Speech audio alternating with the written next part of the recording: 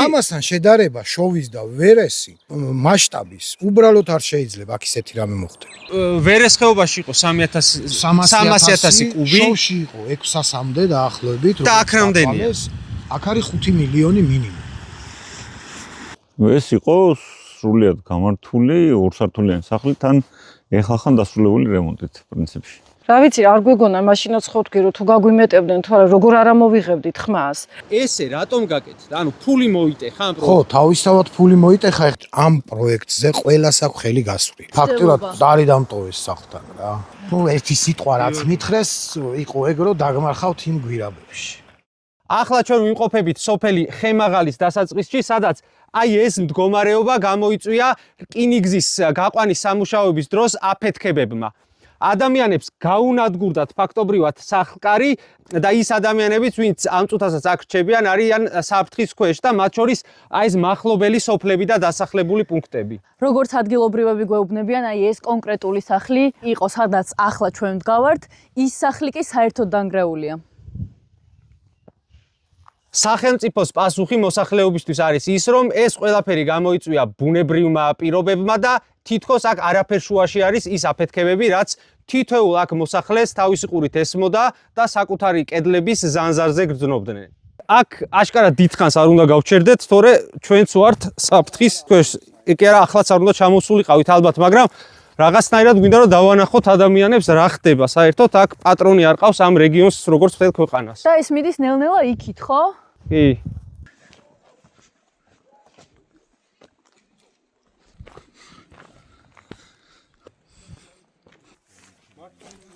ჩვენ ახლა გავესაუბრებით მარადი გელაშვილს, ადგილობრივ კვიდრი არა პრინციპში სოფელი ქონდა, ხო შენ? სოფელი იყო, კი და ალბათ წარსულ დროში უნდა ვთქვათ უკვე რომ სოფელი იყო სამწუხაროდ და როგორც ვიცით, ასევე მარად შენ იყავი ძალიან აქტიური აი ამ ყველაფრის, რაც აქ მოხდა, მიზეზების დადგენას ითხოვდი.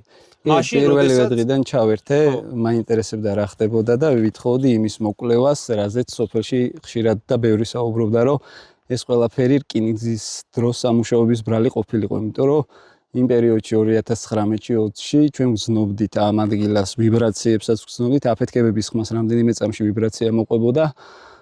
ეს სოფელი არის მინიმუმ 10 საუკუნის რა, რუკაზეც არის აღნიშნული და აი ხა ძველს ვერ ვიტყვი ნამდვილად, მაგრამ ის ნამდვილად ვიცი, რომ ეს სახლები და მათ შორის ქვევით სახლები ნახავთ, იმას აუცილებლად დაგათვალიერებინებთ, გადაგაღებინებთ. აწლეულები ისე იდგა, რომ ერთი ბზარიც კი არ ქონია. ეს გეოლოგების დასკვნა რო დაიდო და ჩვენ ვითხოვდით, რომ რკინიგზის ნაწილი მოკლეულიყო, ამ ნაწილში ესეთი პასუხი დადეს დასკვნაში წერია ესეთი რაღაცა, რომ ჩვენ არ ვიცით რა სამუშაოები ჩატარდა, ექსკავაციის რა მეთოდით მუშაობდნენ, აფეთქებები იყო თუ არ იყო, ან რა მასშტაბის რა სიძლიერის აფეთქებები იყო, ვინაიდან ამ ინფორმაციას არ ვფლობთ, ანუ ეგ ნაწილი არ მოუკლევიათ, ჩვენ ვერ შევძლებთ რკინიგზის სამუშაოების ამ ყველაფერთან დაკავშირებას. ხოლოს, როდესაც დასკვნა დადეს, იქ მიზეზი ჩაწერეს, რადგანაც ეროზირებული ქანები იყო და რაღაცა იქ გამორეცხილი იყო ქანები ესეთ რა. ეს შეიძლება 10 წლეულების განმავლობაში მიმდინარეობდა ეს პროცესი. და ზუსტად მაგაშია, ნახეთ, ბევრი კითხვის ნიშანი რატო გვაქვს მოსახლეობას. თუ კი ესეთი იყო ტერიტორია და თუ კი სეისმოაქტიური იყო, მაშინ რატო განხორციელდა ეს პროექტი და რატო აფეთქეს ქვევით, ან აფეთქების საშუალებით რატო ხო, ანუ ფიქრობთ, რომ პროვოცირება რაღაცა მხრივ შეიძლება ამ ყველაფერს მოეხდინა.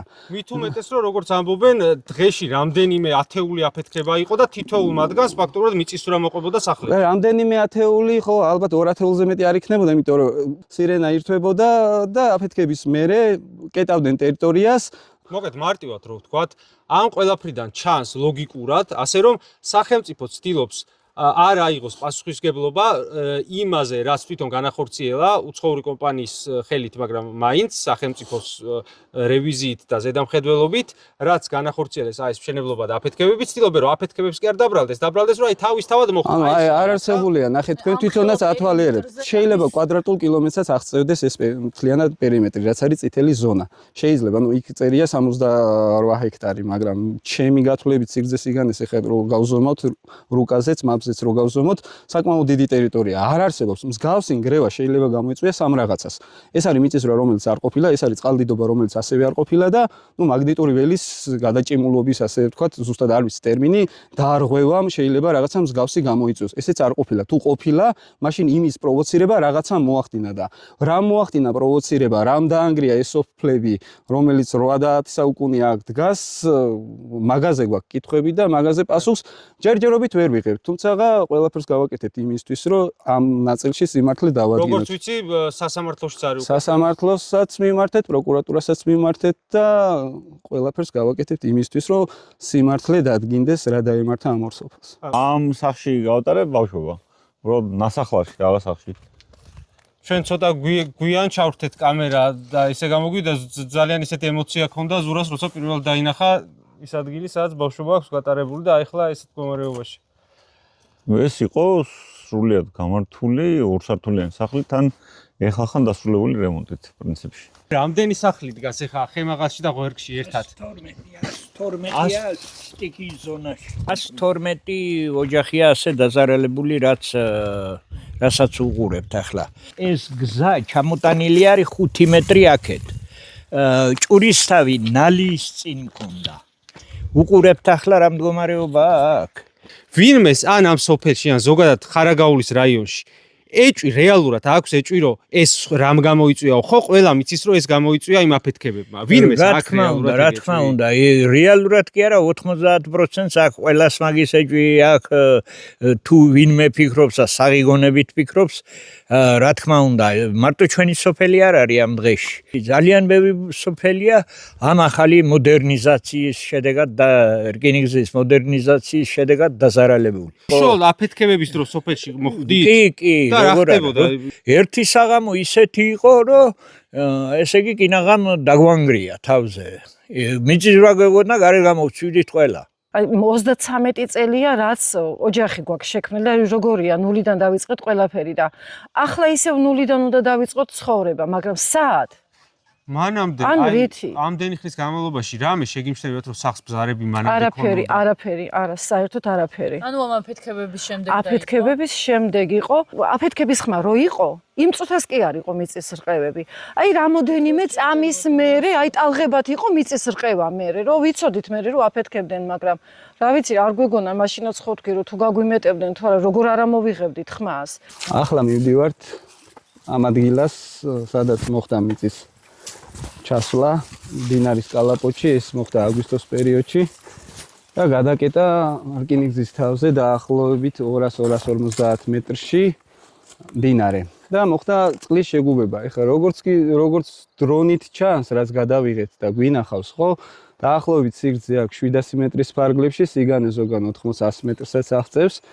და სიღრმე შეიძლება კონდეს მინიმუმ 10 მეტრი, იმიტომ რომ ხისკენ წეროებამდეა წყალი მოსული. ანუ აი ეს აქედან ბალახი მეგონა თავიდან და ანუ ესაც ამოწვერილია ტბიდან არის ხე. არის ხეობა, აქედან მდინარე არ ჩანდა არასოდეს. ანუ ხეები აქვს დაფარული იმ სიღრმეში. კი, ის ხეობაც ამოასო და ნაპირში რა ხეებიც იყო, ის ხეებიც კი დაფარა დღეს და მთელი ეს დაგუბება არის რკინიგზის ხაზიდან რამდენიმე 10 მეტრში. რამდენიმე 10 მეტრშია, ხო, ნუ დასკვნაში ესე უწერიათ რომ 250 მეტრიაო, ამიტომ რაღაცა იმის სირენებს და დაყენებას რო რაღაცა ადრეული გამორთულებელი სისტემები, ხო, აზრი არ აქვს, იმიტომ რომ სიგნალის გადაცემა გადმოცემას ვერ მოასწრებს, ისე წაიღებს ყველაფერს იქით. კარგი, ბატონ კახი, ხა თქვენ უნდა გკითხოთ ამაზე. ანუ აი ხა რასაც უყურებთ, აი ამ დაგუბებამ რა შეიძლება გამოიწვიოს დროის გასვლასთან ერთად? აქ შეიძლება წარმოიქმნას ესეთი რაღაცა დაგუბებული წყალი, რომელიც შემდგარია ტყის მასივს, ორივე მხარეს 10 მეტრზე საკმარისია, იწყებს ჩამოშლას. ყველა ვარიანტში ის ტყის მასა ჩამოიშლება. ანუ ეხა აქ საფრთხე რა არის? ამასთან შედარება შოვის და ვერესი მასშტაბის უბრალოდ არ შეიძლება აქ ისეთი რამე მოხდეს.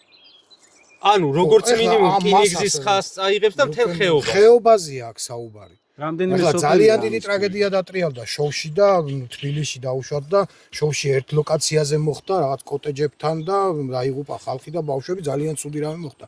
მაგრამ მასშტაბურად ეს უფრო დიდი მასშტაბის იქნება. და ანუ ახლა ამ მიწას რა გააჩერებს? რას ველოდებით, რომ ეს ანუ დროის ამბავია, როდის მოხდება? დროის ამბავია ხო? ანუ ახლა ყველა მიმდებარე დასახლება და გზები არის გადასაკეტი და გასაყვანია რა თქმა უნდა, სხვა გამოსავალი არ არის. ან უნდა ხდებოდეს ამის გაწმენდა ყოველდღიურ რეჟიმში. ეხლა ამ მომენტში უკვე შეუდგა ძირში მიწას. ეს მიწა ჩამოიშლება. იშლება კიდეც ეხლა იქ დაბლა რო ჩახვიდეთ, უბრალოდ იქ ჩასვლა ეხლა არ შეიძლება. აქ დგომაც არ შეიძლება, სადაც ვდგებთ. პირდაპირ გეუბნებით საქართველოს რკინიგზა, ჩინური კომპანია და სახელმწიფო. ეს სამივე დამნაშავეა. 2017 წელს არსებობდა რუკა, სადაც ეს ადგილი იყო წითელ ზონად გამოცხადებული. აი ყველაფერს დავანებოთ დანარჩენს თავი. როგორ შეიძლება წითელი ზონის მიმდებარე ტერიტორიაზე მოხდეს აფეთქებითი სამუშაოები ან პნევმატიური დარტყმა, მოსახლეობა საუბრობს, რომ იყო ბიძგები და სერიოზული ბიძგები. თუ სწორად გავიგე, გარდა იმისა, რომ აქ მაცხოვრებელ ყველა ადამიანს და ვინც საავტომობილო გზაზე გადაადგილება, ყველა ადამიანს ემუქრება ამ წუთიერი საფრთხე. ეხლა ჩვენ საფრთხის ქვეშ ვართ, როცა აქ ვართ, ასევე არის საფრთხის ქვეშ რკინიგზის ხაზი, რომელიც სამგზავრო მატარებლები დადიან. ანუ ადამიანი რომ მიდის თბილისიდან ბათუმში, ამ ადგილზე რო გამოივლის, არის იმ წუთიერი საფრთხის წინაშე, იმიტომ რომ იმდენად ახლოს არის ეს დაგუბება. ეს როცა ჩამოიშლება, ვერც გაფრთხილებისება მოესწრება და ვერაფერი პირდაპირ ეჯახება რკინიგზის ხაზს. ხო, სწორად აღვიქვი. მე აი ძალიან მინდა ეხლა ისეთ ხალხს თხოვო, ვინც ზის მატარებელში, დღეს ზიან მატარებელში და მიდიან კომფორტულად. გავიგე, დღეს გაუმართლად და მიდიან კომფორტულად. ხვალ გაუმართლებს და მიდიან კომფორტულად. აი ზეგ რა მოხდება უკვე არავინ არ იცის. უпроსტად ვიცით რაც მოხდება. უბრალოდ ეს ზეგროდის მაგრამ არ გვინდა ვთქვათ რა მოხდება. ეს პროექტი არის სახელმწიფოში. დამიჯერეთ, აი გეუბნებით, ამ პროექტზე ყველას აქვს ხელი გასვლილი. ამიტომ ვერავინ ვერ იღებს ხმას. ბოლოს კიდევ მე მიმართავ აი თქვენს თქვით წეღან ყობახიძესაც და მდინარაძესაც. ბოლოს ხელს შეგაწმენდენ თქვენ.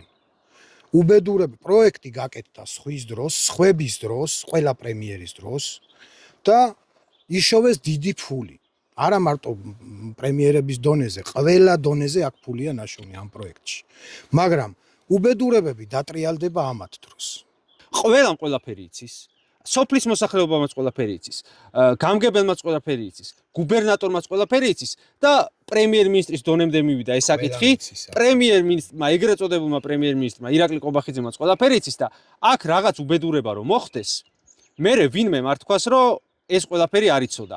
აი ჩვენი ეს სიუჟეტი ემსახურება ზუსტად იმას, რომ ვინმემ თუ კიდევ რამე არ იცის, გაიგოს და სასწრაფოდ მიიღონ უსაფრთხოების ზომები. ამის თქმა გვინდა, აქედან მეტი არაფერი. ყველაფერს მოევლება, მაგრამ აქ რომ ადამიანები დაიღუპონ, ყველა ჯვარი წერია, იმას მერე აღარ ეშველება და მერე თითების გაშვერა, რომ იქ ვიღა რაღაცა ცუდად გააკეთეს და არ ვიცოდით, ამას მერე ვერავინ ვეღარ იტყვის. ისეთი მოძრავი ქანებია, აქ აფეთქებით გავლა არ შეიძლებოდა. და მით უმეტეს ამ სოფლის და მით უმეტეს სოფლის ძირში გადის. არის ახლა სოფლები, სადაც ნახევარ კილომეტრში. ანუ უშუალოდ აი ამ სოფლის ძირში გადის ახლა რკინიგზა. ამ სოფლის ძირში გადის რკინიგზა ერთი მიმართულებით, ტრიალდება 180 გრადუსით და გამოდის მეორე მიმართულებით, მეორე სოფელი ესაზღვრება იქეთ მხარეს ნებოძირი. გამარჯობა. როგორ ბრძანდებით? გამარჯობა. სადაც ლიანდაგმა გაიარა, ყველგან დაიწყო ბზარები. ასე რომ ვთქვათ. ასე რომ ვიდექი სახში რომ ვიყავით, ყველგან მიწირდასავით და ხმაურისმოდა. ზანზარებდა მთელი. 4ჯერ 5ჯერ აფეთქებდნენ. ანუ აი ეს არის ეს რკინიგზის ხაზი, რომელიც AM1 მთიდან გამოდის და აი ზუსტად სოფლის ძირში შედის, აი მთაზე არის სოფელი და ზუსტად აი ეს არის ეს გვირაბი, რომელიც ბეჟანთუბანში შედის. ანუ ამ გვირაბის ზემოთ არის სოფლები დაშენებული, რომელსაც დიდი ზიანი მიადგა. სად ვართ ახლა და რა ხდება ამ ადგილას?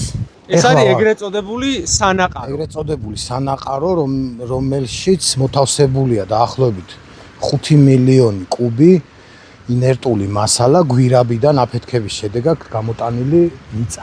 ანუ ეხლა ჩვენ რა მიწაზე ვდგავართ? აი ეს ხელოვნური მთა არის ფაქტობრივად. ლიანა და აი აქედან დაახლოებით ეს 600 მეტრია სიგრძეში თუ არ ვცდები, თლიანად და სიმაღლე 200 მეტრი. აქ აი ეს მდინარე გადიოდა ქვემოთ დაბლა, ჩვენ სადაც ვდგევართ 200 მეტრი დაბლა და იყო ხეობა. ანუ ეხლა ჩვენ ქვემოთ 200 მეტრი არის ნაყარი მიწა? ეს ნაყარია სულ. და ესე ეს არის ის მიწა, რომელიც გვირაბის გათხრის დროს გამოიტანეს გვირაბის და პროექტში არ იყო ის გათვალისწინებული, რომ აქ დაყრილი. ვერანაირად ეგ წარმოუდგენელია, მაგას გადამოწმებაც არ ჭირდება, იმიტომ რომ ერთი მანქანა მიწის შემოტანა, ეხლა ქართულმა კომპანიამ ნებისმიერმა, კიდაც უცხოურმა არ აქვს მნიშვნელობა, თუ მწვანე არ აქვს ანთებული, შემოიტანოს ესეთ ხეობაში და ჩაყაროს მიწა, არ შეიძლება. აი რატო არ შეიძლება ამაზე ჯარიმაც აქვს ამათ გადახდილი, მე საუბრობდი. მაგრამ რა ფულის დაზოგეს სავარაუდოდ ეს ჯარიმა კაპიკებია იმასთან შედარებით. კი, რა თქმა უნდა. ამ დინარის ისტორია არის ეს საინტერესო. კალაპოტი ეხლა ეს იმიტომ გაუკეთეს, რომ ხანებში არ წავიდეს ეს დინარე გაშვებულია ეხლა, მაგრამ შეხედეთ იქ ზემოთ ეხლა რა ხდება. კიდევ ზემოთ რო დააგრძელო ეს კალაპოტი ბეტონის და აიტანო, წარმოიდგინეთ რამხელა ხეობიდან მოდის. ეს ხო არ არის მდინარე, რაც წყალი ჩანს, ის არ არის მარტო ქვეშ წყალი ხო მოდის მდინარის. აი ეს ჩვეულებრივად ეხლა აი დადექით ფეხით უკვე გაჟუებულია ეს ყოველ წელიწადს იმატებ. აი რას უქმნის? ეხა ეს საფრთხეს აქ რამდენი მიწა დაყარეს და ეს მდინარე რო სადღაც იფანტება აქ. ეს პრობლემა არის, ეხლა გვაქვს ორი მაგალითი, რომელიც ჩვენ თაობას გვახსოვს, ერთია ვერესხეობა, მეორეა შოვი. ვერესხეობაში იყო 300,000 კუბი. შოვში იყო 600-მდე დაახლოებით, როგორც დათვალეს. აქ არის 5 მილიონი მინიმუმ. ეხლა აქ აი მე ვიტყო ეს არსებობს საფრთხე რომ ეს მიწა წავიდეს ესე? კი, აუცილებლად. და სად ჩავა მე? აი წინ ხედავთ ხო მთას? ხო. სადღაც 100 მეტრი აკლია იმ თამდე რომ დაკეტოს ეს ხეობა. კაი, თქვათ დაიძრა თუ როდესაც. დაიძრა იმ თასთან დაკეტავს, ხო შეხედეთ ხო აღარ აქვს იქით გასასვლელი. იქედან მოდის ნუნისის მდინარე. საკმაოდ დიდი მდინარეა, ეს ეხლა ანუ ამას კი არა, უკვე დიდ მდინარეს დიდ დაკეტავს. მდინარეს კეტავს. დღეს თუ წავიდა დაახლოებით იქ ჩავალ ჩვენ ქვემოთ ნახავთ 80 მეტრზე იკეტება სიმაღლეში. და ეს 80 მეტრი უკან რო 80 მეტრი წყალი დაგუბდეს, ხო, ნუ აი ხო გეუბნებით, რასაც ყვები, ბევრი გაიცინებს ამას. და რომელ დასახლებებს რას ექნება? დაკეტა ხო, წამოვიდა ნუნისის მდინარე 80 მეტრზე აიწია, მაღლა წარმოვიდნენ ნუნისის კურორტი, რომელიც სოფლიო მნიშვნელობის კურორტია, იმასაც ძირში ეს კალაპოტი ხო მაღლა აიწევს, იქაც ჩამოიშლება ყველაფერი. იმ ნუნისის სოფელსაც პრობლემა ექნება, კურორტსაც პრობლემა ექნება, ამას ხო გადაანგრევს ბოლოს. წაიღებს მთლიანად ხეობას. ამ ხელასაშიშროების ეხლა ეს არის გეუბნები, აი ესეთი რამე რომ მოხდეს იტყვიან რომ ბუნებრივი კატასტროფა და ამაზე ვერ იტყვიან, ამაზე ნამდვილად ვერ იტყვიან. ხა მე როგორც ვიცი, თქვენი მისამართითაც იყო მოსყიდის მცდელობების, გაშრომების მცდელობების და ფიზიკურადაც გაგისწორდნენ. ჩემი მოსყიდის მცდელობაც იყო და მე უკვე ფიზიკურად გამისწორდნენ ღამე 2 საათზე, ნუ მაგაზე არ მინდა რა საუბარი, იმიტომ რომ ფაქტურად დარი დამტოვეს სახლთან რა. ნუ ერთი სიტყვა რაც მითხრეს, იყო ეგ რომ დაგმარხავთ იმ გვირაბებში. იყო SMS-ი ჩემთან მოსული ერთი კვირით ადრე, ეს ტელევიზიითაც თქვი, რომ რომელიმე გვირაბში იგეგმება თქვენი მკვლელობა, მაქვს ეხლაც ეს SMS-ი. და ესეთი რაღაცები იყო ხოლმე გაფრთხილება. კი, ვიცი. დანაშაულია. კი, ვიცი. ანუ ეს კაცი ისეთ რაღაცებს ყვება? ან დღესვე არის დასაჭერი თუ ტყუილს? ხო, არა, ეგ თქვი. ან მაშინ ესე იგი სიმართლე ყოფილა, რასაც ამბობს და ვიღაცა სხვა არის. აი კონკრეტულ ამ სანაყაროზე, ეხლა რასაც მე ვყვები, ხო? ეს უნდა გადამოწმდეს. ან მე უნდა ვაგო პასუხი. ბრალდები. ნუ ნორმალურ ქვეყანაში ესე უნდა იყოს, ხო? ან იმ ადამიანებმა, ვისაც მაინც და მაინც დაჭერას არ ვითხოვ, სურვილი კი არ მაქვს მაგის, მაგრამ წესით ესეა. გამოვიდეს ერთი ადამიანი და თქვას, რომ რასაც ახლა აქ უყვები, კი ბატონო, თუნდაც გვირაბებში რაც თქვი. თქვენი დაკვირვებებით, როდესაც ამ გვირაბს აკეთებდნენ, რა დარღვევები შეინიშნებოდა, რა ინფორმაცია გაქვთ და თქვენ ასევე ამბობდით, რომ მატარებელში არ ჯდებით და გირჩევნიათ რამდენიმე კილომეტრი გაიაროთ ფეხით, ვიდრე აი აქ ჩაჯდეთ. ნებისმიერ წამს შეიძლება მოხდეს რაიმე ტრაგიკული. ნებისმიერმა ვინც მაგ გვირაბში მუშაობდა, იცის რომ არ გაუვლია გვირაბში სატკეპნ საშუალებას. არ შეტანილა გვირაბში არც ერთი ფრაქცია ხრეში, რაზეც ბეტონი უნდა დაისხოს. ეხლა თავარი საფრთხე აქ არის ჭერზე, მაღლა აფეთქებების დროს ჩამონგრეული ზედმეტი მასა ქანების, რომელიც უნდა გამოსებულიყო ბეტონის წნევით, ბეტონით, მოსულიყო თაღის ნიშნულზე და შემდეგ დამდგარიყო თაღი. ანუ გვირაბის ზედა ნაწილში არის სიცარიელები. ეს არის დაშორება. დაშორება, ეს ყველა მიცის აბსოლუტურად. ყველა მიცის ეს ვინც მუშაობდა იქ. არ არის ეს გაკეთებული ეს გვირაბი ისე, რომ ამის ექსპლუატაციაში შესვლა შეიძლება. აი ეს ყველაფერი ესე რატომ გაკეთდა? ანუ ფული მოიტეხა ამ ხო, თავისთავად ფული მოიტეხა, ეხლა რატომ არ გაკეთდა საბურღის საშუალებით? ამის მიზეზად ამბობენ, რომ ძვირი ჯდება საბურღი საშუალება. არა და ეხლა როგორ ჯდება ძვირი საბურღის საშუალება, აი ეგ შევიდოდა ამ გვირაბში და დაახლოებით 4-5 თვეში გავიდოდა მეორე მხარეს, ერთ მხარეს. მეორე მხარესაც გაჭრიდა. და წელიწად შეესგვირა იქნებოდა და დამთავრებული. მინიმუმ ის სოფლები აღარ დაინგრევა. ის სოფლები არ დაინგრეოდა, ჩამოშლილი მზედმეტი ქანები არ ჩამოიშლებოდა. კარგად რომ მაყურებელს შეექმნას წარმოდგენა, აი ეს მდინარე მოდის ზუსტად იმ ადგილიდან, სადაც არის სანაყარო და მათ შორის აი ეს ხეობა იკეტება მთლიანად, ის მიწა თუ დაიძრა და ამ ხეობის ჩაკეტის შემთხვევაში აქ კაშხალივით იქნება, რომელიც აი ამ ადგილს, აი ამ რკინიგზას მათ შორის მთლიანად წალეკავს. ანუ მატარებელი, რომელიც ამ გვირაბში შემოდის და ამ გვირაბიდან გამოდის, არის ორმაგი საფრთხის ქვეშ რა. ერთი რომ გვირაბი არის სტანდარტების დარღვევით აშენებული და ნებისმიერ დროს შეიძლება ჩამოინგრეს და მეორე აგერ მდინარე, რომელსაც თავზე დაადეს 6 მილიონი კუბი თქვით, ხო?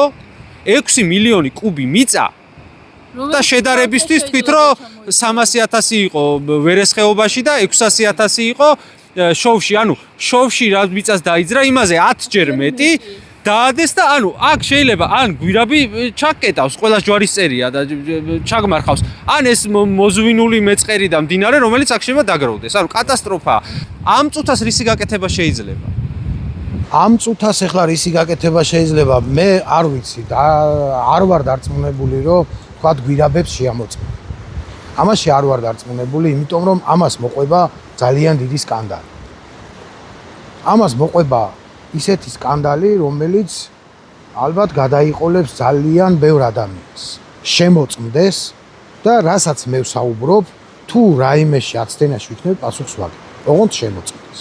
ანუ გარდა იმისა, რომ ეს ადამიანები არ იძიებენ, ვისი ბრალეულობა არის ამ ყველაფერში, უკვე დაზარალება, უკვე ვისაც მიადგა ეს საქმე და ეს პრობლემა, იმათაც კი არ ეხმარებიან. როდესაც ეს ჩვენი რეპორტაჟი ეთერში გავა, ვინმე გამოჩნდეს და თქვას, რომ ესენი რასაც ამბობენ, ეგ არ მოხდება, ხალხო. აი, ვინმე მაიღოს ამაზე ხა პასუხისგებლობა, მოდი, აი, თუ ცდებით, აი ეს ამ ადამიანმა თქვა, შეგვიყვანა შეცდომაში. არ ვიცი, არ მჯერა მე და ძალიან ლოგიკურად ხსნის ყველაფერს, მაგრამ აი, ეს თუ აქ ხა შეცდომაა და გაზვიადებულია, გამოვიდეს რკინიგზის დეპარტამენტი იქნება, გარემოს დაცვის სამინისტრო იქნება, ინფრასტრუქტურის სამინისტრო იქნება, ყველა ვისაც ეხება. კობახიძე თქვა, გამოვიდეს და თქვას, რომ ესენი რაღაცებს მიედ მოედებიან, ეს არ მოხდება. აი, აიღოს ვინმე ეს პასუხისგებლობა და რა ვიცი. მე ძალიან არ მინდა და ძალიან მეშინია იმ დღის, რომ როდესმე შეიძლება ამ სიუჟეტის გაზიარება მოგვიწიოს წარწერით ხომ გეუბნებოდით, იმიტომ რომ ესეთი შემთხვევები ძალიან ხშირად მომხდარა, როდესაც არ ვიცი, აქტივისტები, ოპოზიციურად განწყობილი ადამიანები, უბრალოდ კარგი მოქალაქეები ვსაუბრობდით რაღაც პრობლემებზე, ვადებდით ვიღაც ადამიანებს ხელს რაღაც პასუხისმგებლობებს ვაკისრებდით და წლების მერე აღმოჩენილა, რომ ჩვენ ვართ მართლები, როცა თავის დროზე აგენტებს გვეძახდნენ. ძალიან არ მინდა და ძალიან მეშინია მაგ დღის, როცა შეიძლება აქ მართლა ის მოხდეს, რაზეც ახლა ვსაუბრობთ.